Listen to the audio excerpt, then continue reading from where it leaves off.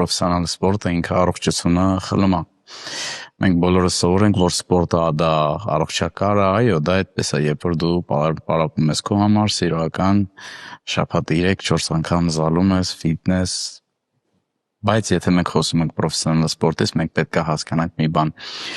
դա խիստ դիետա, դա 2 անգամ պարապմունքներ օրը, դա